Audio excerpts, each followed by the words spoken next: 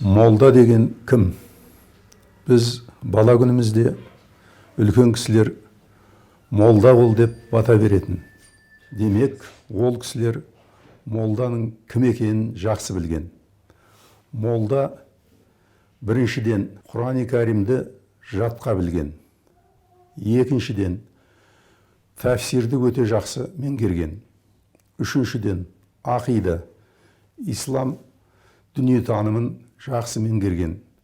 Төртіншіден фих, шариғат негіздерін фәтуа бере алатын деңгейде жақсы меңгерген. Бесінші сиро, пайғамбарлар тарихы, Мұхаммед Мұстафа саллаллаху алейхи вассаламның өмір баяны, басқа да пайғамбарлардың тарихын жақсы меңгерген.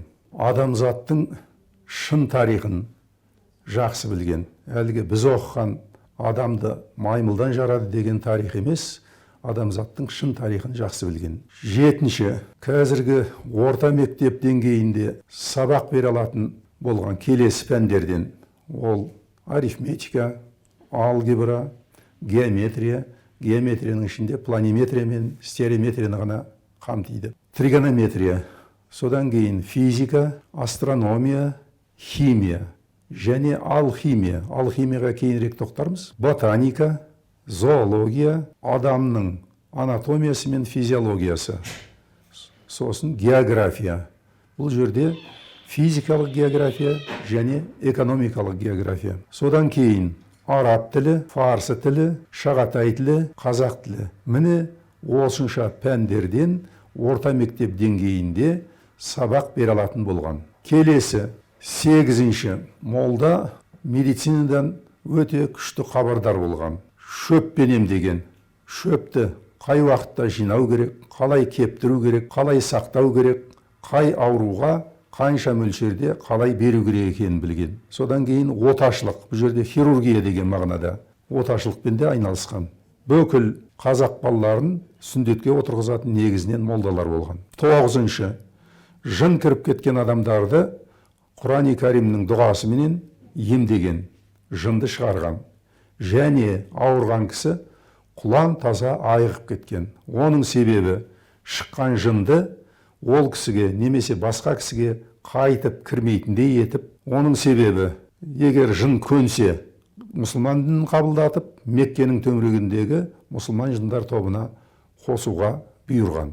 Ал егер жын көнбей қасарысып отыратын болса, дұғаның күшіменен оны күлге айналдырып жіберетіндей деңгейде болған. Келесі, Алла тағаланың 999 ұлық есімдерін тарқата білген. Қай есімді қалай қолдануды білген. 5 түрлі логикадан хабары болған.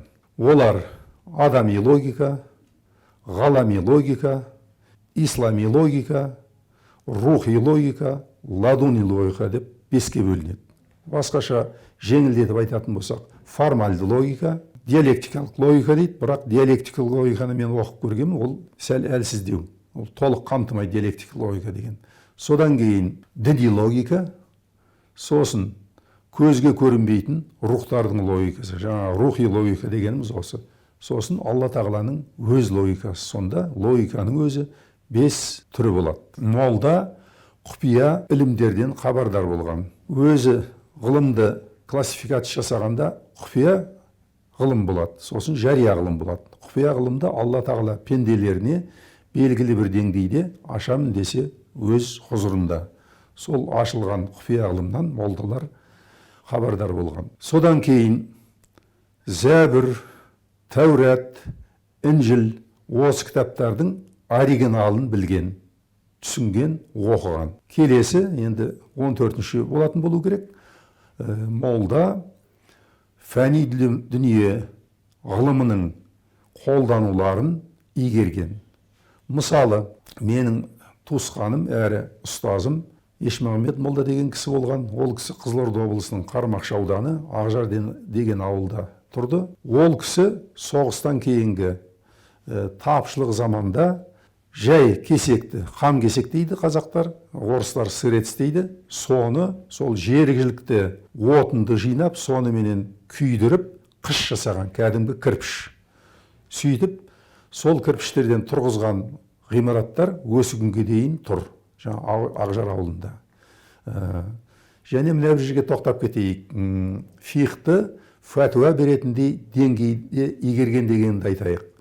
Ол жерде, мысалы, менің ең алғашқы ұстазым Жүніс молда деген кісі болды. Ол кісіге ауылдың бір адамы келіп айтыпты: бәленше Алла тағалаға тілін тигізіп жатыр, және балағаттап жатыр деп. Сонда Жүніс молда оның күнәсі мына атеистік замандағы Құдай жоқ дегеннен гөрі жеңілдеу. Егер Құдай жоқ деп адам бұл дүниеден өтетін болса, ол кісі мәңгілік тозақта қалады. Ал мына кісі өлерінде мұсылман болып дүниеден өтсе, Алла тағала кешіруі мүмкін бұл күнәсін.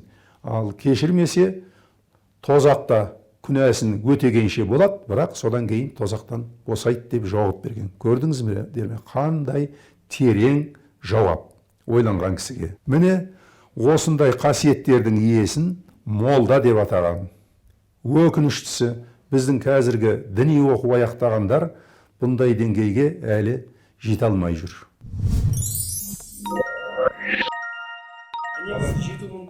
Әрине, кез келген пендеге Алла тағала кез келген деңгейге, пайғамбар деңгейіне дейін жетуге мүмкіндік берген.